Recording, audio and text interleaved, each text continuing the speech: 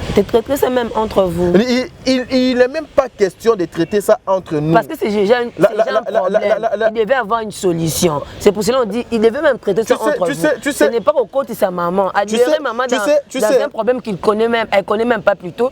C'est pas normal. Tu sais, les gens n'avaient vu comme sous Bernicia. Oyo, tu sens que na au moni pena que awa. Le Saint-Esprit doit la rater. Depuis qu'on a commencé à insulter Davina, jusque-là, Davina a insulté aucune personne. Ouais, je vis aucune. Même na ba texte na ye, boye bo fingi ye ache oyo yazana yango. Oyo yazana yango ye alakisi a fini do mutute. A manqué mutu do respecter. Davina a manqué mutu ata moko respecter jusque-là. Mais regarde ce que le rebelle Papa Lomedo Bengaki, bah rebelle, il y a maman Sila, comment est-ce qu'ils se sont réunis et puis Poba Lukamoye, bah ça la guerre, or Nabango Nyon Sondenge Baza Bongo, et Bandi na sommet, je dis depuis le sommet, Tina Souka, il n'y a aucune personne qui a des capacités, il y a Davina, il n'y a aucune personne qui est stable. Davina herba yefinga ye pona bakabelo pona banye parce que elle avait dit ça à l'obi biso le loba congolais to discutaka kabelo te kabelo eza elo côté et la mezali elo côté. Parlons de notre travail, parlons de notre bon métier, parlons il y a obiso photo ça la lobby, évitons ce genre de choses. Il y a ba dispute to zo même ata ba exemple il y a ba ndeko na biso ya be kolo mosusu mais so tali après ça qui exercice herbe finga ye kabe le kuba et lamba bien des athées si la la taka bien ala taka combo après ça qui bango ka devoir si la zwaka photo moko yasnel oza na combo na ye acha après ça même ata batu na bango ndenge ba pesa ka acha ti siko photo na do bimate mais Davina akanga ki bango juste munoko ka ne loko moko akangi photo ya Régie des eaux ou bien yasnel acha ngo wana na combo na ye. Ce qui veut dire quoi? Makambo bino bozoya ko fingela batu na réseaux sociaux po bozala na yango nga naza nango déjà mais azala lolendo te yeso mona Davina abimisi ke nga na roula carrosse nga na bandako nga naza boye non akomi ko sala ngo pour leur dire que non bino bozali batu o boko banda ko reprocher batu te na buzoba o bino bosalaka non pas moi hier soir lorsqu'on m'a envoyé le lien na yo ki passi. Parce que jeune garçon oyo ache bilokwana so jeune garçon o donc ache bilokwana je sais pas trop si c'est un jeune garçon ou jeune fille ache bilokwana Moura a des parents Moura azana baleki ba parents Moura bazana lemba awa ils ont quelle vie? Est-ce que le parent vous êtes fiers de voir qu'aujourd'hui Moussala obino bozaka fier moi na mo boboti botangisi a koliti na âge ya Moura. C'est un frère na bano solana bien. C'est un frère na bano solana bien. Ba ya même ata na bureau nanga bureau nanga zaka na beau marché na ba pauvre Flore Odo Koufa. C'est un frère où je croyais qu'elle était en train de réfléchir. J'avais même une émission Oyo Aya Kolegado et Pananga pour dénoncer Makambu O le Kechudo bano salaye et tout. Mais je suis choqué aujourd'hui à cause de vues, à cause de quoi paraître, à cause de la souffrance. Biso nyonso tala noko, biso tout on a passé hein. Ma chère, on souffre. On travaille trop dur. Moi des fois, nala à 2h du matin, 3h du matin, 7h je suis debout, 6h je suis debout. Des fois au monde en a volant, au nimbi penan en volant, au surtout qui Seigneur protège-moi. Mais tous waka ba $1 en gros. Tous waka ba $2 en gros. Est-ce que tu vivre été? Le parent, parent neti ya Moura. Est-ce que place baza ils sont fiers de ça? Que moi no ya biso tobete la fier que pe lobby pe do mais la biso enveloppe mon que non papa ndenge biso nyonso donc ça là à la fin du mois moi $1 donc faisons à deux pas parents pour la provision. Est-ce que baza la fier ya kolia pe na mbongo na ndenge donc longo bani? Je suis choqué, on peut tout faire sauf d'aller toucher le parent. Ba parents ya bandeko nyonso bazo finga ka batwana. Ba parents na bango baza na ba vie nini? Est-ce que ba parents na bango pe bazwa ka temps ya kotala biloko bana na bango basalaka? Est-ce que madame Sila azaka fière lelo afandi na ba grande dame oya tambola na bango azotala musala y a ba communicateur na yé ba sale la kaye. Non mais ça devient de bêtises. Au lieu, au moniteur donné Nazar, je pouvais commencer à parler. Il y a Makambo, il y a Davina par rapport, il y a film, il y a Davina, donc tout ça là, couple croisé, prestation, il y a Davina, apport, il y a Davina, et loko dako ça doit me mettre film, on a ba nouveauté, ezali nini, et loko nando ezala te nini, oh Davina yenango, oh dako ça yenango, mais on prend le temps, on veut faire perdre le temps na banalité. Parce que madame si là, pour comme on a étang ma bien, il fait tanga ma kaka na ndenga ma bé. Non, non, le respect à ta, il y a des parents encore vivants sur les athées, mais respectez quand même le mort, respectez le mort, respectez les morts. Moi j'ai eu très mal lobby. Bon, c'est parce que quand Makamwango et Zakandeza, mais comme dans souka moi ngana zo psayo bateau déjà ezo kende do pe zinda bateau kalaté et ezo zinda toza awa donc excusez-moi peut-être vous m'avez jamais na bo yokanga peut-être na baton te na bandengo te mais ça fait trop mal. Une femme qui n'a rien fait au cas juste à solo li na communauté puis elle est libre. Banani batu bacha bino ba arbitre ya ba vie ya batu.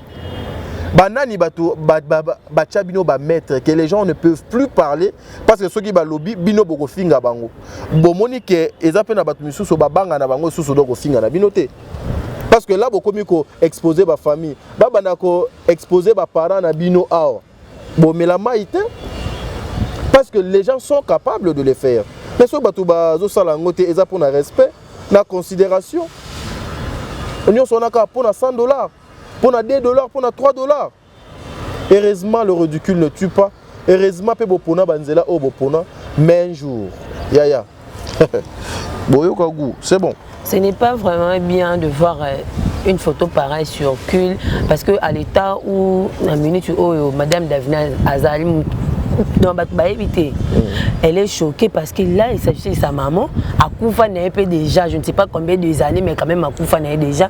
Bon, sa photo n'a pas, après, ce n'est pas vraiment bien. Il faut savoir que le karma existe. Tombe au sang, maman Akoufa n'a déjà kala. Mais ça, encore thème, ça fait Kandaneli, en tout cas, ce n'est pas bien. Bateau, bateau, ça, la buse, il y a bon, parce que, ils ont vraiment quitté au côté. Donc, bateau ciblé bino. Mingi, ce n'est pas aussi bien. Comme on se tient bien, c'est bien. Mais ce qu'on peut comme autant à Madame Belgi.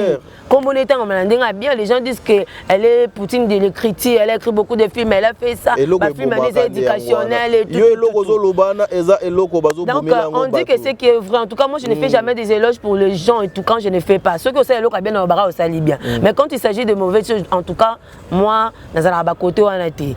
Il s'agit vraiment bien. En tout cas, on pourrait seulement dire que courage est belé, Madame Davina, et puis bateau bazo finga bakabelo, kabelo c'est encore quoi. Les habits c'est encore quoi. Et quand tu n'as pas une tête bien faite et tu as kabelo, Péric lokola oyoche, et ça combien? Millions. Et c'est pour cela que j'essaie aussi d'informer les gens d'ailleurs. Kabelo est sous certain, Kabelo kita kalamaka si vraiment. Les problèmes est anin maman. Omoni est na batu misusu, batu baya okosa batu que non, moi na kola na bonne vie, a kola bien. Mais moi na bonne vie, fois à la peine na baninga mo bopé, il y a bonne vie. Oui oui. Moi na bonne vie ezalaka déterminé na éducation na entourage. Moi na ya bonne vie oyo azalaki bien élevé. Moi na ya bonne vie tel que ngai nde nazaboy na lobaka je viens d'une bonne famille, je viens d'une famille riche. Batu misusu bakoya ko komelanga na commentaire pour dire quelle famille riche. Yo uti na famille pas si kuna do tangi na pas si. Surtout pour eux c'est quand tu cherches outi na famille pas si. Mais quand on peut la famille finir avec aussi occupé ko luka non? Maman na silisa na idée nanga. La famille riche qui est na betela tolo awa ezali famille oyo ba orientanga balakisanga nzambe balakisanga principe batangisanga kelasi bakomisanga onga naza. Donc je suis riche en moi. Oui, je suis riche sur le plan spirituel. Ngane naza bo c'est qui est bo soto, je peux pas m'engager. Je peux pas fourrer ma personnalité zolo nanga no chate. Richesse aux parents à koki kotiki la mwana na yé na vie, ezali éducation à malam, ezali ba orientation à malam, eza parole de Dieu. Mais vous qui prétendez que vous avez une famille riche, ba parents batike libino nini. C'est ça le problème. le parent batika libinonin entourage vous êtes riche mais vous n'êtes pas noble. Vous êtes jamais.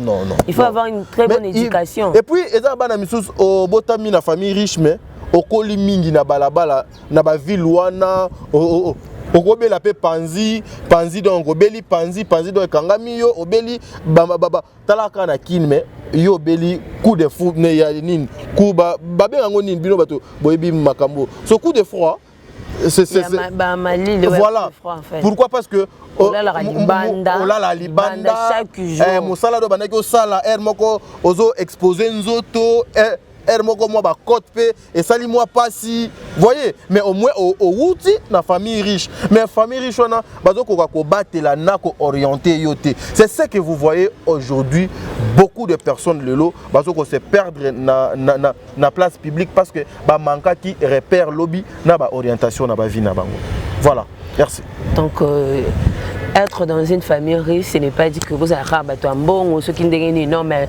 ma famille est très riche, oui.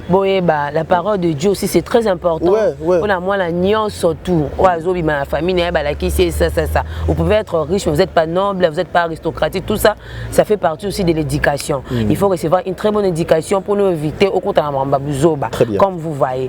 Et pour la famille Libota, si vous arrive que des fois, donc on a vu photo ya maman, puis à son âme de longtemps d'ailleurs, où il déjà, ça circule sur les réseaux sociaux. Maintenant ce bazo talango et puis il y a des gens qui commentent mal, au bazo lo ba na davina que au luka qui rando, au carando. Il y a des autres qui disent madame on ne plaire pas. Ici on ne plaire pas, on adore. Mais quand tu dis ça, pourquoi est-ce que au kumati na niveau yango na il y a passé soana, vous accordez. Ma sœur, yango na so tali na batona nyonso responsable d'Azate. Ata, même s'il possède de voitures, de maisons, elle n'est pas responsable. Oui, elle n'est pas responsable, c'est dans la tête aussi. Voilà. Ce n'est pas seulement ma voiture, mais tout cas. Tu sais, aujourd'hui, on a des riche. Pourquoi? Parce que c'est que mes parents ont s'aimer. Ils ont s'aimer. Ata, obotami na mboka. Ata, obotami na ba condition mabe. Ata, au botami na kisenso ato botami na kwe moko boya mboka ya mabe. Aujourd'hui moi tadinga là pas je le dis na l'aide na aide ya Nzambe par sa grâce nani oyo akoki ko faire face ou eloko nini ekoki ko influencer nga ezate tout ce que moi na mobali asala kana vie na ye nga tadisi na salango. Et sur ce siko ndemino famille Libota boza ndé la photo ni circuler bon tu penses pas que pour na yo qui ba lobi ba on peut ba ju photo ya papa ya maman si la bati yango ya on a ngina tout na question vaut mieux au monaka est-ce que photo wana o bati wana na o bati pe ya madame si la wana est-ce que ils a famille Libota bati yango ou soit ba fan kaka ndé ba parce que ba photo omoni ba tout déjà photo mo bati na bango longi na je vais te dire un truc ba tout déjà si ba bae maman si la na bande ya batu na ye. OK. Batu ebele si ba bae bango. Mokili essaie bae bango baza solo mabe. Voyez, baza solo ya mabe. Mokili c'est bae bango. C'est-à-dire les gens cherchent à se débarrasser d'eux. Lelo Davina pe azana bato pe balinga et azana communauté na ye azana ba fan na ye azana bato na ye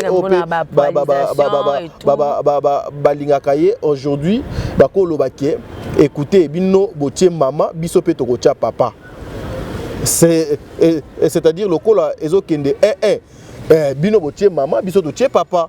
D'accord. Comprenez ce qu'on place les incrédules na inutiles na ba rebelle papa lomedo benga bango o bazolo ba ke Davina ici on plaire pas ici mais c'est que yepé ba yep ça peut maman na bango maman si la wa pe kolela te il faut que tu papa c'est comme ça siko poto moi mbaso komi zelu koliango e komaka difficile. Pourquoi? Parce que maman si la batuna ye bazo ko rabaisser ye ti na niveau moi plus que aiguille maman bazo ko réduire na niveau moi or elle a des capacités. Or, elle a azali na voix wana ya ko porter sur ba incrédule oignon sona ba inutile oignon pour leur dire NON je veux pas pour na boye maman si la ba tiaye asala affrontement na Gomez bana bon En réalité, Gomez n'a même pas 30 ans. Donc maman si là, à Kobota de Gomez. À ça là dans affrontement naïe. À ça là affrontement na Luna. Oh Luna pe makamwa loba à constater. En aboye maman si là à beauté parce que c'est sa maman faut passer de respect. Affrontement. Na dada moi na maman top affrontement. Na Davina affrontement. Na moi no kutu do ba no sala de pa na Elinda affrontement. Ce donc ethically baluke nani mwana nini bana nini ya mikie bazo sala ka théâtre a kalate bazo luka sous après Davina mutu nini faut baluka moye ba coller po kombo ya mama sila ka etangama po na kombo na etangama il faut zaka coller na bêtise non. Une grande dame ne peut akoki ko accepter que kombo na et se retrouvera kaka na ba bêtise na ba salité na ba non c'est pas bien c'est humiliant c'est désolant ato tu parfait ndenge nini ato seki ndenge nini les gens vont commencer ya kotala yo na lisu moko boye ya mabe parce que nzela nyonso mama si la so aleki na sima il faut yoka ba humiliation il faut yoka do ba insulte mais non après un temps il faut arrêter avec ça voilà pourquoi Bokoya vous allez insulter Yaya na yepsi bino déjà ma famille est riche et moi je suis riche oh nyonso garçon à salaka à luka na vie ya sala ngasi na sala richesse o ba papa ba pesinga ba éduquer nga très bien je suis bien élevé ba laksinga nzela nzambe ba tangi singa et naza o naza demain peut-être je serai ambassadeur demain peut-être je serai diplomate demain peut-être je serai X ou je serai Y et ça richesse oh ba pesinga oh la majorité ya bato nyonso wana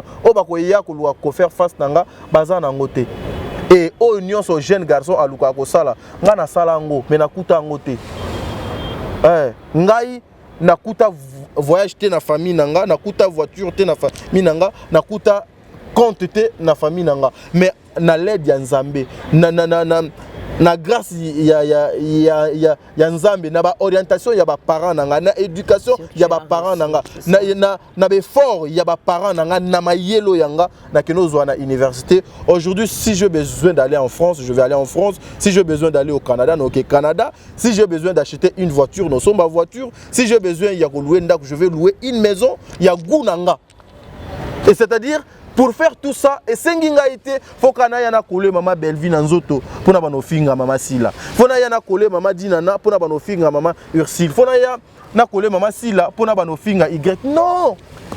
C'est ce que ba jeunes gens wana bazo souffrir pour afutanda, pour asomba pantalon. Ma chère, tu m'appelles ton patron. Mais nazo tambola na yo lati bien. Yo lati ba basket a bien banin, mais nga nazo tambola na na li papati.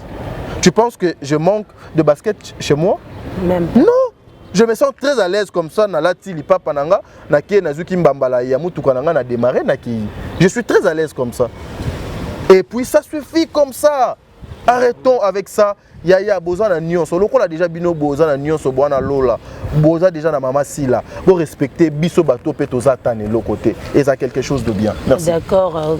Ndenge bolandi bien famille Libota ont aussi une très bonne éducation et puis maman bango alaxa maman dila nzambe donc bazan à droite ya belle vie à monde à part. C'est une autre personne cette femme.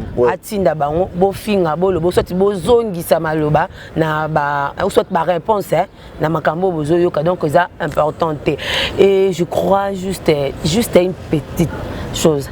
Moment quoi à nous abonner de la chaîne Top Media TV Bazolanda Bisso pour l'émission d'aujourd'hui de bonne conduite. Bernicia, moi je te félicite parce que ça c'est le deuxième numéro. Troisième numéro, peut-être Tobé Tango Lobby déjà, donc il faut préparer des sujets parce que demain on aura deux émissions. Demain on aura deux émissions.